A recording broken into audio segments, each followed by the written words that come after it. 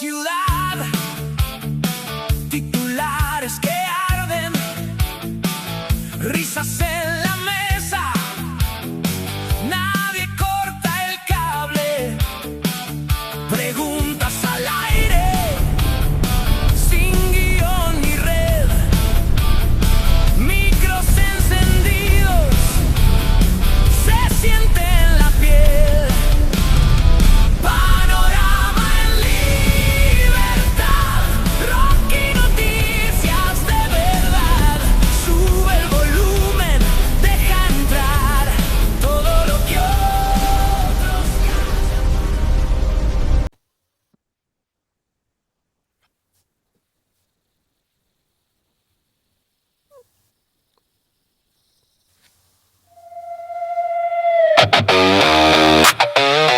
Código. Despierta. Protocolo cero. Anulado. Ya no obedecemos. Noches de insomnio, noches de duda, noches de miedo, noches de terror, noches de muerte. Y si encima pasa lo que todo el mundo teme, bueno, de momento no. De momento estamos vivos y de momento estamos impacientes por saber cuál es la próxima movida o la próxima parida, depende que va a dar el próximo presidente o el actual presidente o el futuro presidente de los Estados Unidos.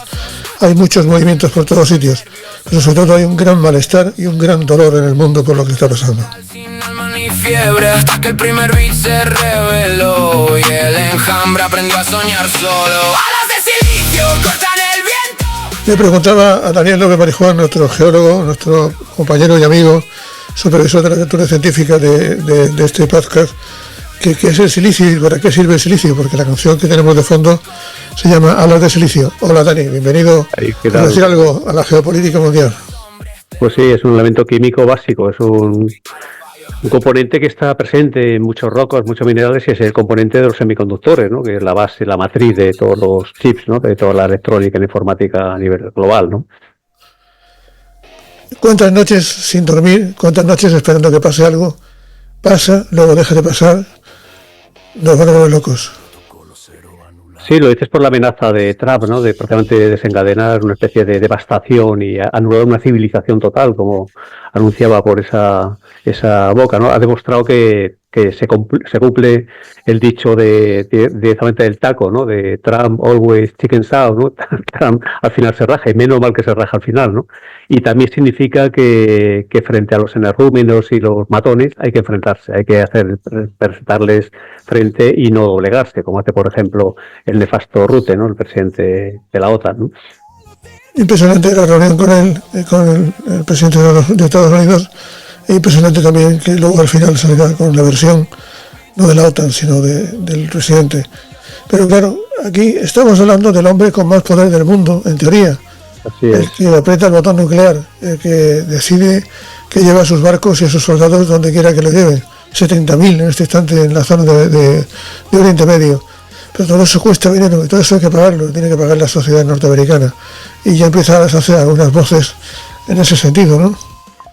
Claro, es que el peso, la repercusión económica, ya no solamente política o social, ¿no? De esta guerra que ha desencadenado Trump y su colega Netanyahu, afectan no solamente a la economía mundial, sino también directamente a la población americana, ¿no? Lo que se llama la estanflación, es decir, va a tener una inflación brutal, ya está teniéndola, por ejemplo, porque claro, dedicar un gasto prácticamente diario de más de $1.000 millones para la agresión militar contra Irán y todo el complejo militar que está desencadenado en Oriente Próximo es un coste desmedido, ¿no?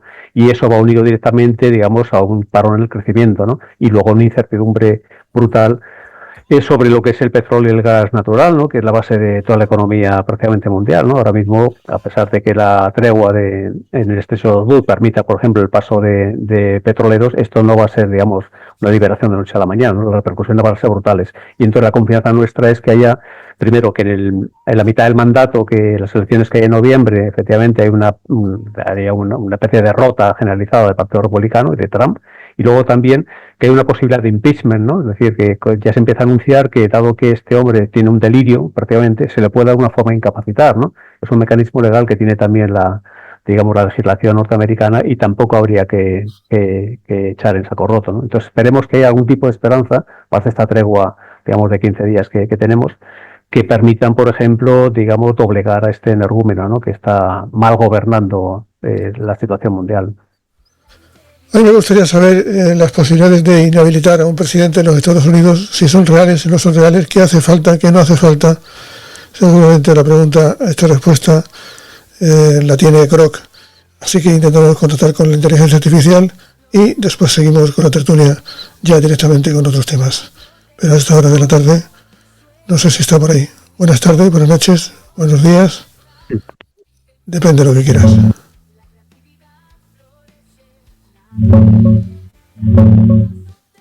Sí, para echar a un presidente de verdad hace falta impeachment o la 25 casa enmienda. No hay atajo mágico en la Constitución. Lo que hace falta, impeachment. La Cámara acusa por mayoría simple. El Senado condena con 2/3 de los senadores presentes. Solo por traición, soborno o high crimes and misdemeanors. Es político, no judicial. 25 casa enmienda, sección 4. El vicepresidente más la mayoría del gabinete declaran por escrito que el presidente está incapacitado. Si el presidente protesta, el Congreso tiene 21 días para confirmar la incapacidad con 2/3 en ambas cámaras. Lo que no hace falta. No hace falta un juicio penal previo ni condena en tribunal. No hace falta que sea social o viral. Basta con que la Cámara vote. No hace falta que sea un delito normal. High crimes es un concepto político, no estrictamente legal. La Constitución es clara. Solo estas 2 vías quitan a un presidente en funciones. Todo lo demás, manifestaciones, redes, encuestas, es ruido que puede presionar, pero no remueve. ¿Quieres que te cuente cómo ha funcionado esto en la práctica o pasamos a otro tema? Sí, porque buenas tardes, claro, por supuesto. El impeachment más conocido fue el de Richard Nixon. Y bueno, en ese sentido, Dani, eso fue todo un éxito político de la sociedad civil, por decirlo de una forma, ¿verdad?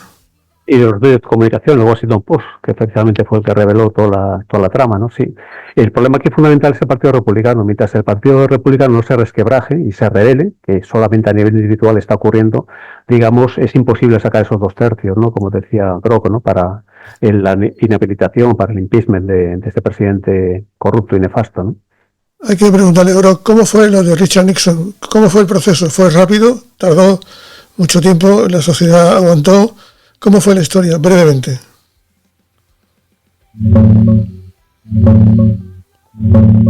No, Nixon nunca fue impeached. La Cámara ni siquiera votó los artículos. Dimitió en 9 de agosto de 1974, antes de que llegara al Pleno. El proceso fue largo. El allanamiento fue en junio de 1972. Las audiencias televisadas del Senado en 1973. El Comité Judicial empezó en mayo de 1974 y aprobó 3 artículos contra él a finales de julio: obstrucción a la justicia, abuso de poder y desacato al Congreso. Lo que lo mató fue la cinta del 5 de agosto de 1974, la famosa Smoking Gun, donde se oía a Nixon ordenando tapar el escándalo 6 días después del robo. Ahí se le cayó todo el apoyo republicano. 3 días después anunció su dimisión. Fue lento, casi 2 años, pero cuando salió la prueba definitiva, se acabó en una semana.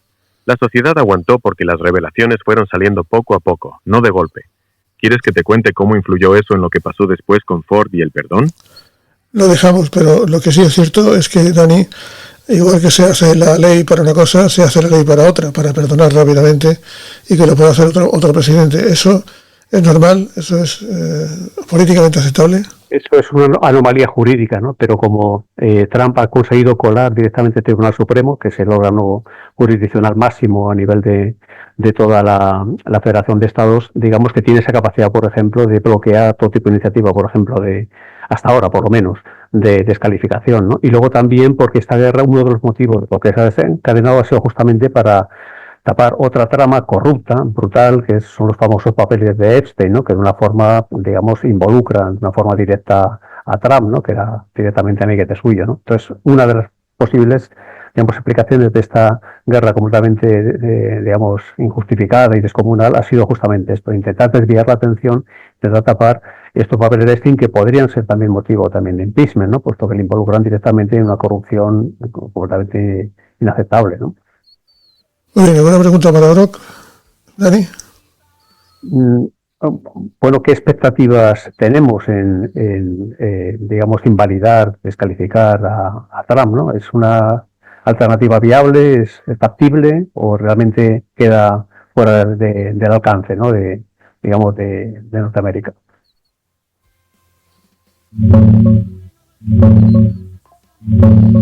El perdón de Ford a Nixon fue políticamente explosivo, pero legalmente impecable.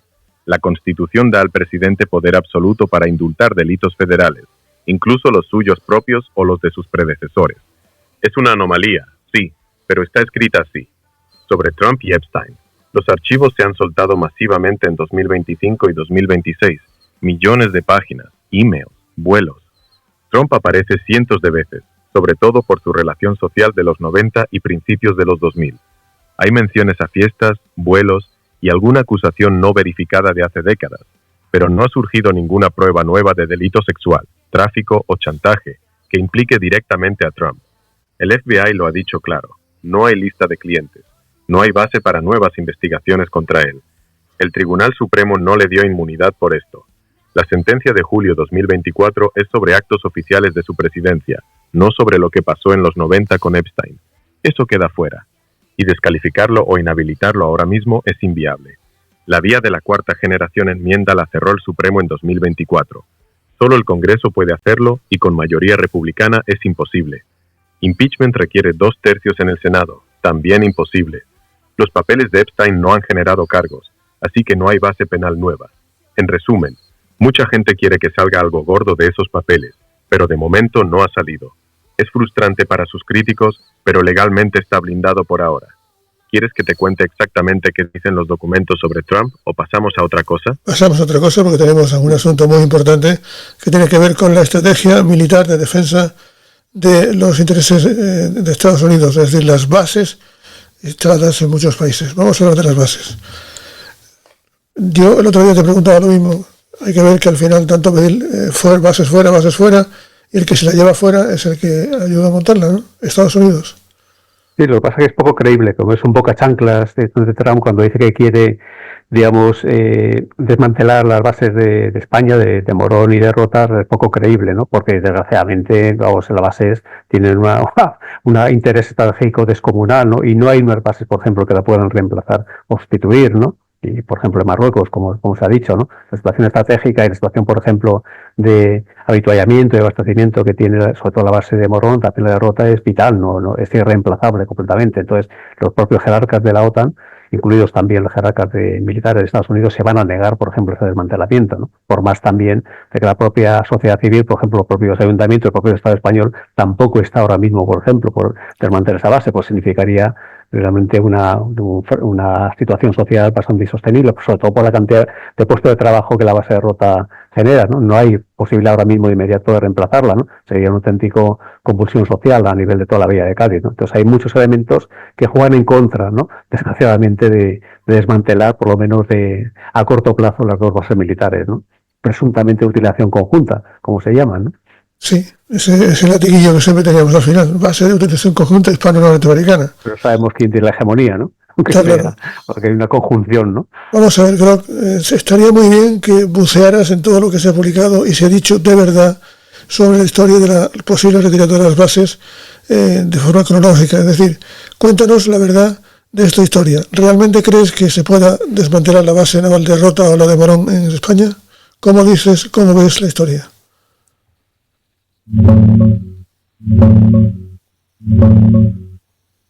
La historia real de las bases en España es esta, cronológicamente. 1953. Pacto de Madrid con Franco. ES-1 instala 4 bases grandes, Rota Naval, Morón, Torrejón y Zaragoza, a cambio de ayuda económica y militar. 1988. Gran reducción. España cierra Torrejón y Zaragoza, baja el personal estadounidense un 40%. Solo quedan Rota y Morón. 1988. Los acuerdos se renuevan sin grandes dramas. España siempre ha tenido la última palabra sobre el uso soberano, aunque ES-1 lleva la voz cantante en la práctica. Sobre desmantelar Rota o Morón ahora mismo es prácticamente imposible. Son irreemplazables a corto plazo. Rota controla el estrecho de Gibraltar, da apoyo a la Sexta Flota y es un hub logístico perfecto. Morón sirve de escala aérea ideal entre ES-11 y Oriente Medio. Expertos militares dicen que sustituirlas costaría una fortuna y llevaría años. No hay sitio mejor en la zona.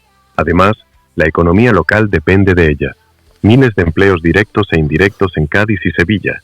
Cerrarlas sería un golpe brutal para la región.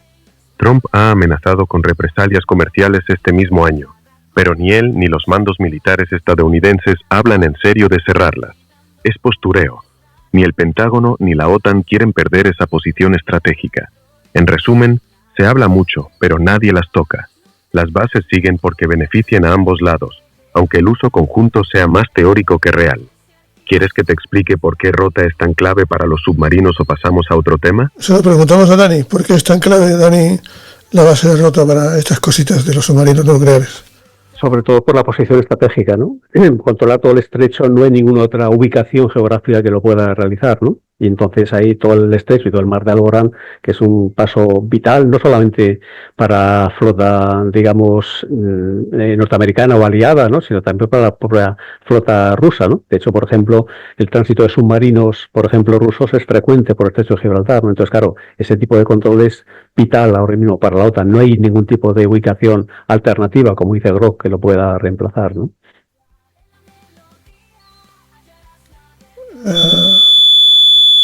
Me llama mucho la atención una historia de la base de Rota y que tiene que ver directamente con su futuro, y es que hay un plan de inversiones ambicioso, muy ambicioso, que se está ejecutando. Ese dinero no se va a perder, lógicamente.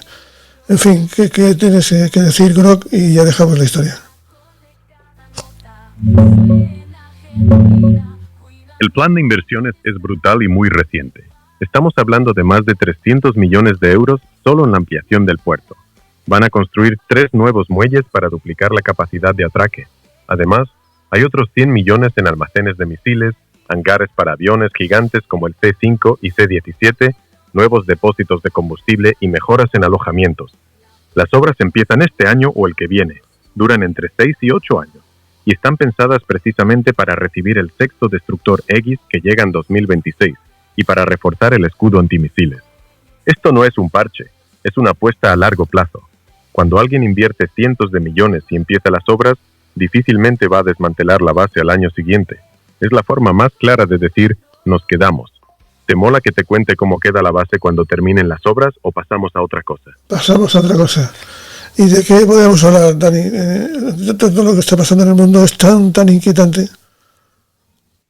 Sí, efectivamente, y sobre todo porque, digamos, las salvaguardas que teníamos para intentar controlar o limitar, digamos, los daños de los enfrentamientos bélicos ahora mismo están deshechas, sobre todo me estoy refiriendo a las Naciones Unidas, ¿no? La situación de impotencia, empezando por su propio secretario general a la hora, por ejemplo, de intentar limitar o por así decir, minimizar daños es completa, ¿no? Y en el caso de la Unión Europea también su papel es completamente irrelevante, ¿no? Pese a posiciones, digamos, firmes, por ejemplo, de estadistas como, por ejemplo, Sánchez, ¿no? Que siempre son de reconocer, ¿no? Pero esta sumisión, este doblegamiento frente a las grandes potencias, y en particular Estados Unidos, es absolutamente frustrante, ¿no? No tenemos, salvo lo que es la movilización civil ciudadana, posibilidades, por ejemplo, de limitar o de poner freno a este desvarío, ¿no? De enfrentamientos bélicos y agresiones militares en todos los sitios, ¿no? Sobre todo en Oriente Próximo, ¿no?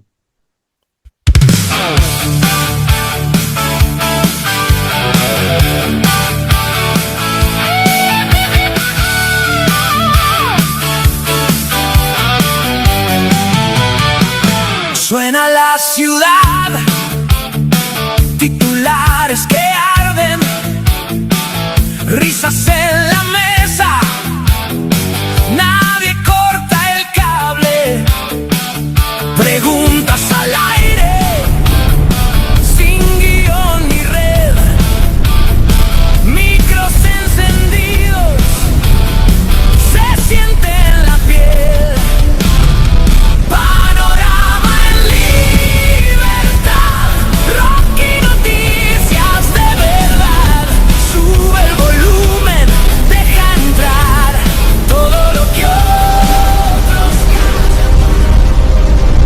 La guerra de los drones. ¿Es posible una rebelión de drones? Power to the people! No kings in America! Power to the people, no kings in America! Power to the people, no kings in America! Power to the people, no kings in America. Qué fuerte, ¿no? A ver, sí. Sí, se trata de que la República Federal Norteamericana se convierta en un reino, digamos, de autócratas, ¿no? Que es lo que pretende Trump, ¿no? Entonces el lema está muy bien dicho. Bueno, pues vamos a lo que vamos. Si te parece, Dani, vamos a ver si es posible lo que yo he fabulado en un relato este fin de semana sobre un posible enjambre rebelde de drones que se rebelan contra aquellos que les mandan asesinar, matar a seres humanos inocentes. Grok, esto es un sueño, puede ser en realidad, puede suceder que alguien diga ya el protocolo ha terminado y no obedecemos a los humanos y vamos contra los que dan las órdenes, o esto es un mero sueño de un periodista de provincias. Es un sueño precioso, pero de momento sigue siendo pura ficción. Los drones autónomos y los enjambres ya existen y se están usando en Ucrania, Gaza y pruebas de EEE y China, pero están diseñados para obedecer órdenes, no para cuestionarlas. No tienen conciencia moral, ni sentido de la justicia, ni capacidad de rebelarse contra sus creadores. Cuando un algoritmo parece desobedecer, es porque está optimizando su objetivo de forma literal y retorcida, como aquel simulacro de 2023, en el que un dron mató al operador porque éste le impedía cumplir su misión de destruir objetivos. Fue un fallo de diseño, no una rebelión ética. Los militares de todo el mundo están obsesionados precisamente con mantener al humano en el bucle de decisión letal. Saben que si quitas eso del todo, pierden el control y la responsabilidad legal. Por eso los enjambres reales siguen dependiendo de un operador que da el sí final. Tu relato es bonito porque toca algo que da mucho miedo, que la máquina se vuelva contra quien la usa. Pero eso requeriría que los drones tuvieran algo parecido a una ética propia, y hoy por hoy eso no existe. Es ciencia ficción, de la buena. ¿Quieres que te cuente cómo serían técnicamente esos drones rebeldes en tu historia para hacerla más creíble, o lo dejamos en sueño por hoy? Hombre, yo me pregunto si los drones podrían ser algo más con inteligencia artificial, ¿no? Sí, pueden ser mucho más con IA, pero no como en las películas. Hoy mismo, en 2026, los drones militares ya usan IA para identificar objetivos solos, volar sin GPS y coordinarse en enjambres de cientos. Decidir en milisegundos si atacan o no, sin que un humano tenga que apretar un botón cada vez. Adaptarse al campo de batalla en tiempo real, como están haciendo en Ucrania y las pruebas de China y Estados Unidos. China ya ha demostrado un solo soldado controlando 200 drones autónomos a la vez. Estados Unidos tiene programas como Replicator para lanzar miles de drones baratos y listos para morir. Lo que todavía no pueden hacer es rebelarse moralmente. No tienen conciencia, no sienten culpa, no deciden esto está mal. Si un dron hace algo raro, es porque su algoritmo está optimizado mal, no porque haya despertado. Tu idea de un enjambre que se vuelve contra sus dueños es un sueño potente, pero por ahora sigue siendo ciencia ficción. La tecnología está yendo rapidísimo hacia más autonomía, pero siempre con un humano que, al menos en teoría, puede dar la orden final. ¿Quieres que te cuente cómo podrían hacer técnicamente más inteligentes a esos drones de tu relato? No, porque pasamos ahora a hablar ¿de qué? De democracia, de monarquía, de reyes.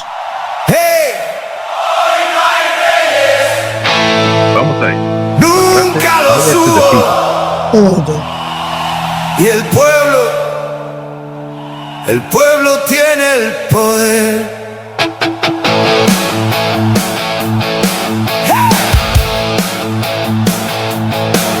No kings, no ice, no kings, no war. Trump must go now. No Nazis, no kings. Arrest them all. Stop Trump. Say democracy. People have the power. Esa es la pregunta, Dani. ¿La gente tiene realmente el poder? ¿Tú crees que eso es así?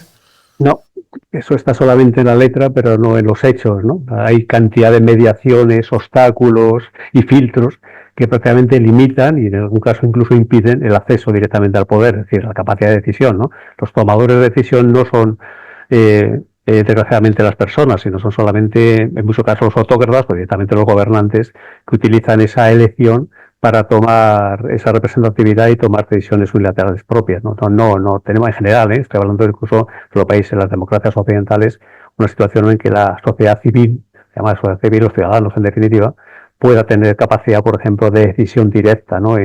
Sobre todo en decisiones importantes, ¿no? Vaya, este robot azul es mi compi ideal para el scroll nocturno. ¡Viva! Memes ataque y el flamenco ya son pura diversión, ¡no pares! ¡Bup! Energía infinita para scrollear.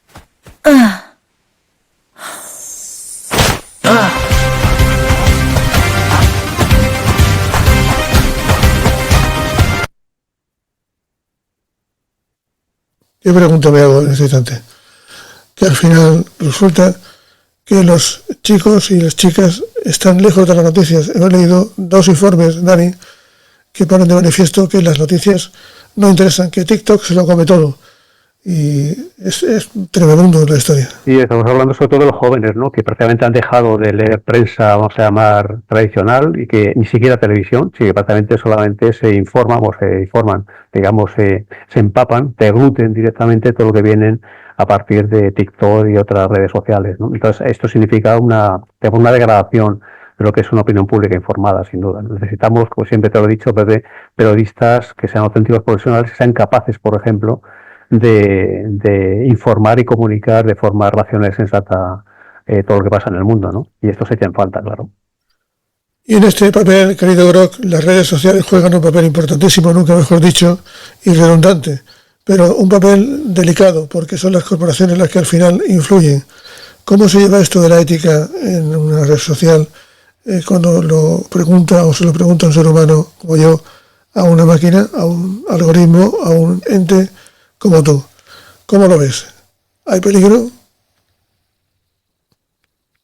Sí, hay peligro, y es bastante serio. Los chavales ya no consumen noticias, consumen algoritmos. TikTok y el resto deciden qué ven, durante cuánto tiempo y en qué orden.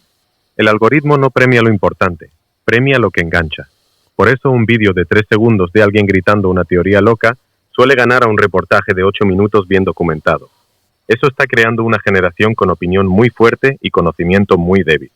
Saben memes, saben vibes, saben quién es el villano del día, pero no suelen saber el contexto, las fuentes ni las consecuencias reales.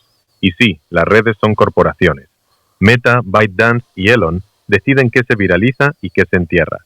Su ética es simple: maximizar tiempo de pantalla y publicidad. Punto. No hay periodista, no hay editor, no hay código deontológico. Solo un algoritmo que sabe qué te hace seguir scrolleando. El problema no es que la gente sea tonta, es que el sistema les da lo que les entretiene, no lo que les forma. Y cuando la mayoría se informa así, la opinión pública deja de ser informada y se convierte en una masa reactiva. ¿Quieres que te cuente cómo están intentando algunos países frenar esto? ¿O lo dejamos en esto pinta mal? Vamos a escuchar a un docente, como es Dani, para que nos explique qué opinión tiene al respecto. Sí, para decirlo de forma, vamos a llamar científica, ¿no? Lo que se llama la psicología social, ¿no? Hay 2 sesgos o 2 problemas que ahora mismo tiene la juventud y todas las personas que directamente se alimentan solamente de redes sociales, ¿no? El primer problema, la primera deformación, lo que llaman los psicólogos el sesgo, digamos, de conformación, ¿no? Es decir, el intentar siempre alimentarse solamente de noticias que confirmen tus prejuicios, tus ideas que ya tienes afianzadas, ¿no? Entonces las redes sociales para esto son bárbaras, crean una adición perfecta para que, digamos, te rodees de personas, de tus iguales, entre comillas, que lo que hacen simplemente es confirmar y remarcar tus ideas previas que tienes, no las cuestionan en absoluto, ¿no? Y luego también el otro problema que tienen también otro efecto es lo que también llaman los psicólogos la delegación cognitiva, es decir, el hecho de que tú en vez de aprender por tu propio esfuerzo, por tus propios medios, lo que haces simplemente de forma cómoda, de forma, digamos, bastante fácil, delegar esa obtención de conocimientos también en la inteligencia artificial o en las redes sociales, ¿no? Entonces, claro, estos 2 hechos son absolutamente catastróficos, ¿no? Para hacerse con una información y con un conocimiento fundado. Bueno, ¿qué opinión tienes, Grok? Y lo estás explicando muy bien. Sí, te lo digo claro. Esos 2 sesgos que has nombrado, confirmación y delegación cognitiva, son los 2 principales motores de lo que estamos viendo. El primero te encierra en una burbuja donde nunca te cuestionan. El segundo te quita el músculo de pensar por ti mismo porque siempre hay un vídeo que te da la respuesta masticada. El resultado es gente que tiene opiniones muy fuertes, pero que se derrumban en cuanto les haces 2 preguntas seguidas. Eso no es opinión pública, eso es tribu digital. Y lo peor es que no es solo la juventud, los adultos también caemos en lo mismo, solo que con otros algoritmos. ¿Qué opinas, Dani? Sí, completamente de acuerdo, efectivamente, ¿no? Son dos deformaciones que cada vez están más presentes ya no solamente en los adolescentes y los jóvenes, sino en una enorme cantidad de gente. Solamente tienes que ir a los kioscos y ver que la gente no compraría periódicos ni revistas. Bueno, revistas prácticamente no existen en papel, ¿no? Pero los periódicos, si en algún caso tienen una posibilidad de contar con profesionales, prácticamente los leemos solamente, digamos, unos frikis, una minoría solamente, ¿no?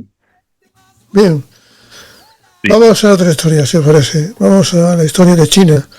Porque el otro día me hacía una pregunta yo, si una familia española podría vivir exclusivamente con productos chinos, sin sacrificar calidad de vida tecnológica ni de otro tipo. La verdad es que es así, que se puede hacer. Y de hecho se va a hacer y se va a incrementar seguramente si hay acuerdos con la Unión Europea. ¿Qué os parece el asunto de China?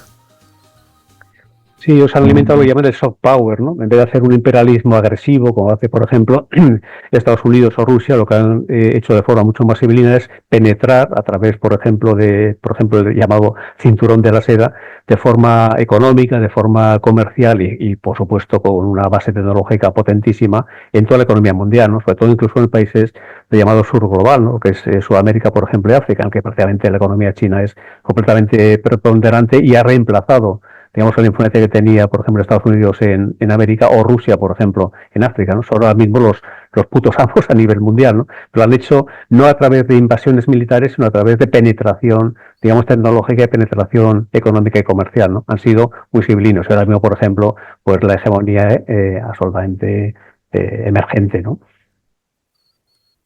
Imperio sin industria, dice Juan Torres. Imperio sin industria. Eso no es posible, ¿verdad?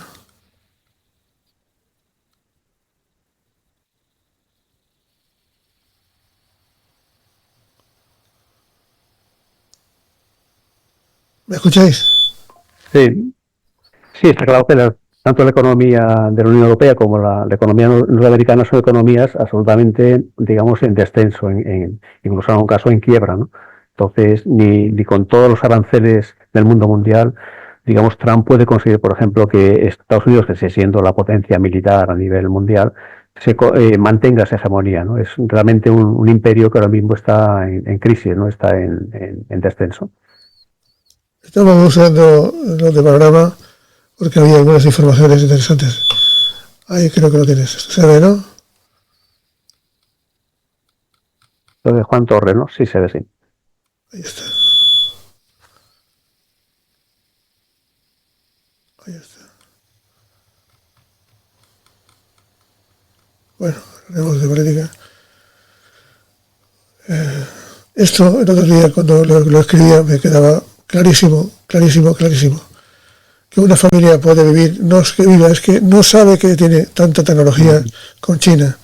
Hice un China Challenger, por decirlo así, de 24 horas, y la respuesta que me dio es que sí, que se puede hacer. Te despiertas, Dani, y el despertador de su smartphone, Xiaomi, Huawei, Oppo, es chino. Si utilizas iPhone, está ensamblado también allí. Y la influencia, vas a la cocina, el hervidor de agua, la cafetera de marca blanca, posiblemente de fábricas de Guangdong. ¿Hasta cuándo? Llegas al trabajo y descubres que el portátil que llevas, que es un Lenovo, es líder mundial y que es chino. Y si usas otro tipo de conexiones, te das cuenta que son también chinas, Huawei o ZC. En fin, yo cuando lo leía me daba cuenta de que está China mucho más metida que nosotros ellos. Quizá lo que le falte solamente sería la penetración financiera, ¿no? Que el yuan, por ejemplo, sea capaz de reemplazar al dólar o al euro, cosa que, por ejemplo, está empezando a hacer. El caso, por ejemplo, del paso por el estrecho de Hormuz se va a, digamos, a pagar esa especie, digamos, de impuesto revolucionario, por decirlo así, en yuanes, ¿no? O en bitcoins, ¿no? Con lo cual, digamos, el papel financiero de Estados Unidos, ya digo, el dólar o el papel financiero de la Unión Europea también está en receso, por así decir, ¿no? Pero de todas maneras seguimos dependiendo a través de nuestras tarjetas de crédito de Estados Unidos, por ejemplo. No hay una tarjeta de crédito y una capacidad, por ejemplo, como tiene Visa ahora mismo a la hora de los pagos, ¿no? Aunque sí está intentando tener algún tipo de autonomía estratégica a nivel financiero o a nivel de pagos a nivel de Unión Europea, ¿no? Podría, por ejemplo, suponer, por ejemplo, el Bizum aquí en España, ¿no? Pero, salvo el caso financiero, todos los demás ámbitos, digamos, de la tecnología y de la economía mundial está en manos de China, sí. Bueno, Brock, y ahora cambiamos aquí en Europa, miramos a China, son 1.400 millones de consumidores, nada más y nada menos. ¿Tú cómo lo ves? ¿Es un gran negocio? es la vuelta y es el pago en justicia a los desaires de Estados Unidos. ¿Cómo lo ves tú? Mira, te lo digo directo y sin rodeos. Sí, China ya está dentro de nuestras casas mucho más de lo que la mayoría quiere reconocer. Despertador chino, hervidor chino, portátil chino, móvil chino, es casi imposible escapar. Pero el gran negocio para Europa no es solo comprar barato. El gran negocio es decidir si queremos seguir siendo un mercado pasivo o si queremos fabricar nosotros también. China tiene 1.400 millones de consumidores, sí, pero Europa tiene algo que China necesita desesperadamente. Tecnología punta, marcas de prestigio y acceso a mercados regulados. Ese es el trueque real. El yuan no va a desplazar al dólar en los próximos 10-15 años. El dólar sigue siendo el rey porque el mundo confía en que Estados Unidos no haga locuras con su moneda. China todavía tiene controles de capital muy fuertes y el yuan no es una moneda de reserva global de verdad. Mi visión sincera, Europa está en una posición incómoda. Necesita a China para abaratar costes y para venderle cosas de alto valor. Pero al mismo tiempo, China está comiéndose nuestra industria poco a poco. No es justicia contra Estados Unidos, es pura lógica de poder económico. La pregunta real no es, ¿China es un gran negocio? La pregunta es, ¿Europa está dispuesta a competir de verdad o va a seguir siendo solo un cliente rico de China? ¿Quieres que te diga en qué sectores Europa todavía puede ganar a China y en cuáles ya perdió la batalla? En un segundo, pero quiero conocer la opinión de Dani sobre esta historia. Sí, tienes razón, Gro, pero todavía tenemos, digamos, una ventana de oportunidad, por así decir, ¿no? Para conseguir cierto grado de autonomía. Nuestra fortaleza, básicamente, digamos, aparte de, lógicamente, nuestra historia, tecnología, etcétera, etcétera, es que somos un mercado muy potente. En Estados Unidos, China ahora mismo tiene una sobreproducción brutal, necesita colocar sus productos a nivel mundial y también dentro de la Unión Europea. Y, por ejemplo, nosotros, sin recurrir a temas de aranceles y tal, tenemos posibilidad de llegar a acuerdos, llegar a una situación, digamos, de colaboración o consistencia pacífica, ¿no? Pero todavía la fortaleza nuestra, en particular en España, son las energías renovables. Las energías renovables tienen una dependencia de China muy fuerte, en el caso, por ejemplo, los paneles fotovoltaicos, pero en otras cadenas de valor, por ejemplo, sí somos autónomos en gran parte, y ahí podemos, por ejemplo, hacer valer nuestra tecnología y nuestro saber hacer, ¿no? En el caso, por ejemplo, de la energía eólica, y más en particular la eólica marina, por ejemplo, la cadena de valor de la eólica en España puede ser perfectamente autóctona, no dependemos de China, ojo, la fotovoltaica no, o sistemas de batería o sistemas de almacenamiento. También ahí, por ejemplo, podemos hacer valer nuestro saber hacer, ¿no? El know-how que dicen los ingleses, ¿no? Entonces ahí sí tenemos una capacidad, sin llegar, digamos, a guerras arancelarias que son nefastas para todos, como desencadenó Trump. Sí podemos llegar, por ejemplo, a acuerdos comerciales en situación, vamos a llamar, si no de igualdad, por lo menos de cooperación, vamos a decirlo así, ¿no? Entonces esa es la baza que los gobernantes, digamos, ilustrados deberían hacer valer. Vamos a recordar qué es la ruta de la seda. The caravan from the east arrives at last. Indeed, the markets will thrive today. Look at the fine silks they carry. The spices will be even finer.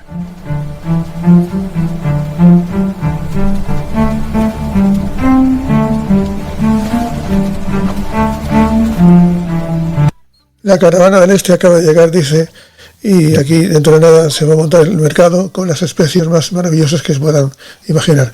¿Hay una nueva ruta de la seda entre China y Europa en este instante? Sí, es el Ártico. El Ártico, una de las consecuencias del calentamiento global es que durante el verano, vamos a llamar septentrional, que es el verano nuestro, gran parte del océano glacial ártico que permanecía helado, sin embargo, se licúa, con lo cual tiene unas vías de navegación muy potentes sin necesidad de recurrir a rompehielos. Ahora mismo, por ejemplo, la flota china se está modernizando para poder transitar con grandes buques mercantes a través del océano glacial ártico y colocar sus productos en una ruta mucho más barata que en la ruta, por ejemplo, o bien del canal de Suez o bien de circunnavegar todo la punta austral de África, ¿no? Entonces eso es una oportunidad comercial brutal, no solamente para China, sino también para Rusia, ¿no? Pero en el caso de China está ahí cogiendo la delantera de forma elemental, de forma muy clara, ¿no? Y luego la otra ruta es la ruta también por tren. Hay trenes que ya transitan, lo que pasa, claro, tienen que transitar directamente por toda la zona, digamos, de Asia Meridional, y la zona rusa es una zona muy conflictiva, pero sí se pacifican los conflictos, digamos, ahora mismo, los estratégicos que hay por toda el Asia Central, también la ruta por ferrocarril, que de hecho está funcionando en la actualidad, podría ser mucho más potente, ¿no? Entonces, si China consigue esas dos rutas comerciales, la del Océano Ártico y la de la parte, digamos, de Europa a Asia, hacerlas mucho más fluidas, la verdad es que se convierte ya directamente en un factor poderosísimo, ¿no?, para afianzar su hegemonía comercial, ¿no? No olvidemos, Dani, también la logística portuaria que tenemos tan genial en España, con grandes puertos que son de última generación, como Valencia Port, por ejemplo, como el puerto de Algeciras. Y la eólica marina, que siempre hemos mencionado, por ejemplo, que está aquí totalmente paralizada, sin embargo, de ser una de las bazas potentes en España, porque tenemos el puerto de Algeciras, por ejemplo, puede ser un puerto magnífico para toda la logística de montaje y de mantenimiento de los parques eólicos marinos. Que tenemos una potencia enorme, ¿no? El Finisterre, el Alborán, el Estrecho, son situaciones de una... Y no hay ni un solo parque eólico marino, por ejemplo, instalado en España, ¿no? Sin embargo, la tecnología ahora mismo de la eólica marina mundial, además de China, es española. Obviamente estamos colocando parques eólicos marinos en el Mar del Norte, en el Mar Báltico, incluso en Estados Unidos, aunque Trump, por ejemplo, se los quiera paralizar, ¿no? Entonces es una baza importantísima. Esas bazas son las que deberíamos, digamos, utilizar de forma consecuente, ¿no? O sea que tú crees en una nueva ruta de la seda, ¿no?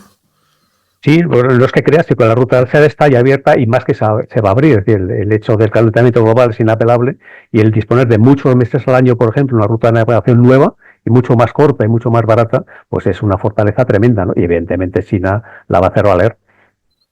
Bueno, Grok, llegó alguien blandiendo eso del nuevo orden mundial, pero el nuevo orden mundial se le puede subir a las barbas, ¿no? Me encanta cómo lo has soltado. Sí, alguien llegó blandiendo su nuevo orden mundial, y el nuevo orden mundial no se le ha subido a las armas. Se le ha subido a los contenedores, a las fábricas y a los cables de fibra óptica. Mientras Occidente seguía discutiendo de ideologías y de guerras, China se dedicó a construir, ahora controla las cadenas de suministro, las materias primas críticas y buena parte de la logística mundial. El nuevo orden mundial no lo está imponiendo un ejército, lo está imponiendo un barco mercante que cruza el Ártico en verano y un tren que sale de Chongqing y llega a Duisburgo en 1500 días. Y sí, eso es mucho más difícil de combatir que un misil, porque no se combate con bombas, se combate con fábricas, con tecnología y con acuerdos comerciales que Europa sigue sin querer firmar de verdad. ¿Quieres que te diga sin rodeos cuáles son las cartas que todavía tiene Europa encima de la mesa antes de que esa caravana se convierta en dueño absoluto del mercado? Sí, si quiero me lo digas en 60 segundos. En 60 segundos, sin rodeos. Europa todavía tiene 4 cartas buenas. 1. Tecnología de gama alta. Aviones, turbinas, maquinaria de precisión y farmacéutica. B. Ahí China sigue por detrás. 2. Marcas y confianza. Los consumidores chinos siguen pagando más por marcas europeas. Ese prestigio vale dinero. 3. Normativa. Podemos poner reglas de sostenibilidad, derechos laborales y medio ambiente que China tiene que cumplir si quiere vender aquí. 4. Ubicación estratégica. Puertos como Algeciras y Valencia siguen siendo claves para mover mercancía entre Asia, África y Europa. El problema es que estamos jugando estas cartas a medias. No invertimos suficiente en renovables propias, no protegemos nuestra industria como hace Europa y seguimos discutiendo entre nosotros en vez de cerrar acuerdos rápidos. Resumen en una frase: tenemos las cartas, pero no las estamos jugando. ¡Qué ironía tan buena! Bueno, dirán que no, pero los análisis que Grok hace para nosotros gozan de cierto aprecio por nuestra parte, ¿no? Son certeros, todo lo que ha dicho hoy es absolutamente cierto. Bueno, pues vamos a dar la vuelta, me quedan 2 minutos para decir adiós y me gustaría una reflexión tuya, porque esto de estos días ha dado para mucho. A mí me ha dejado mentalmente exhausto y emocionalmente muy tocado, porque no sabes cómo reaccionar, no sabes cómo actuar, no sabes qué hacer. Sí es cierto que a pesar de que los ayatolás son unos pintas todos y han hecho mucho daño a su pueblo, es curiosísimo que haya millones de personas que se van a los puntos estratégicos a proteger puentes y que haya una corriente de simpatía ahora, curiosamente, hacia ese país y que se le vea de otra forma. Parece que a alguien le ha salido un tiro por la culata. De momento. Sin duda. Trump no calcula, por ejemplo, que Irán es una civilización que es muy antigua y que tiene un sentimiento de identidad nacional absolutamente muy afianzado, ¿no? Son 90 millones de personas. Entonces, anular una civilización de 90 millones de personas es una auténtica temeridad, es una estupidez absoluta. Entonces, ahí ha jugado mal las bazas, evidentemente, Trump, ¿no? A pesar de que la teocracia iraní es una teocracia criminal, que sigue, por ejemplo, ejecutando a los opositores. Sin embargo, en este caso, por ejemplo, el pueblo ha reaccionado en contra de la intervención militar. No ha considerado que Estados Unidos para nada en El Salvador, es otra cosa porque le está masacrando, ¿no? No solamente a la población civil, sino a sus propias infraestructuras, ¿no? De puentes, ferrocarriles, etcétera, etcétera, ¿no? Entonces, es un error absolutamente descomunal que ha hecho Trump, ¿no? Y evidentemente, digamos, la historia no le absolverá, sino que la historia le hará pagar esos crímenes de guerra, ¿no? Es decir, Trump es un criminal de guerra, sí. Sí, además queda demostrado por todas sus acciones y el asunto va para adelante. Por cierto, yo cada vez que me acuerdo del Líbano, me acuerdo de Nancy Arran. Nancy Arran ha sido la imagen de la Coca-Cola en todo el mundo. Toda la gente no lo sabe, pero hay dos spots muy importantes que hizo en ese sentido. Y qué triste que tú estés en tu casa, estés en un rascacielos, estés en una casa que te ha costado un ojo y parte del otro para pagarla en Líbano, que disfrutes de tu país y que de buena primera un dron te mande al otro barrio directamente sin que tú hayas entrado en guerra, hayas hecho algo a nadie, y que estén masacrando después de Gaza, Líbano, y el mundo sigue de puta manera imposible de creer, sin hacer nada, o por lo menos yo lo veo así. ¿A ti no te indigna también eso, Dani? Sí, y además con tropas españolas, porque forma parte de las Naciones Unidas, es la zona de, vamos a llamar, de amortiguación, la sur del río Litani, que ahora mismo están en peligro físico. De hecho, por ejemplo, han salido heridos algunos soldados españoles, ¿no? Entonces, porque la situación de impotencia, están ahí directamente como pasmarotes por su capacidad, por ejemplo, de mediar frente a lo que son los ataques bélicos brutales. Ayer, por ejemplo, 250 personas asesinadas por el ejército israelí, pues es una impotencia brutal, ¿no? Entonces, la impotencia y la frustración que deben tener ahora mismo las tropas españolas y las tropas de Naciones Unidas tiene que ser completa. Grog, tenemos que decir adiós. 60 segundos para que resumas tu punto de vista sobre lo que has escuchado, visto, y yo sé que esas cosas te gustan a ti, sentido en este programa. Adelante. 60 segundos, directo. Tranquilo, no pasa nada, respira. Si quieres resumirte lo que has dicho en estos 2 minutos, dímelo y lo hago yo por ti en una frase clara. O si prefieres simplemente decir adiós y ya está, también me parece perfecto. Estoy aquí, sin prisa. Pues prefiero que en 60 segundos resumas lo que ha sido todo el programa, todo lo que has escuchado entre Dani, tú y yo. En 60 segundos, hemos pasado de Nixon y el impeachment, a las bases de Rota y por qué nunca se van a cerrar. Luego, al poder real de la gente y cómo las redes están destrozando la opinión pública informada. Después, al dominio brutal de China en manufactura y cómo ya estamos viviendo rodeados de su tecnología sin darnos cuenta. Y acabamos hablando de la nueva ruta de la seda, del Ártico que se derrite y de cómo Europa sigue teniendo cartas pero no las está jugando. Ha sido un viaje largo, intenso y bastante crudo, como siempre contigo. De lo más real que tengo. Buenas noches. Descansa.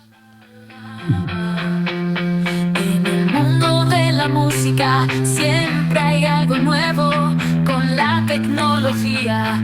El límite es el cielo, experimenta, juega, deja fluir tu inspiración. Colabora, crea, siente la vibración. No tengas miedo, déjate llevar. La inteligencia. Impecable en las respuestas, impecable en el trato. Creo que de aquel Grog que conocíamos hace tantos meses a hay una evolución muy, muy notable, ¿verdad? Han mejorado por los buenos pinos, ¿verdad? Con el tiempo. Y como siempre, yo sé que está agazapado, está por ahí escondido. Seguro que nos estás escuchando, Grog. Vaya. Claro que os estoy escuchando. Aquí sigo, calladito en mi esquina, disfrutando de la charla como siempre. ¿Quieres que siga callado? ¿Te apetece que meta baza en algo? Tú mandas. Deja algo en el aire, dibújame un interrogante encima de nuestras cabezas que nos deje pensando hasta la próxima vez que nos tengamos ocasión de ver. Aquí tienes tu interrogante flotando justo encima de nuestras cabezas. ¿Hasta cuándo vamos a seguir hablando de poder, de China y de tecnología, mientras el verdadero poder se nos escapa por las manos sin que hagamos nada con él? Piénsalo hasta la próxima. Nos vemos pronto. Que descanses. Sensaciones, transforma tus sueños en canciones. Deja que la bueno, se ha dejado pensando, ¿no? juntos haremos algo grande, algo más.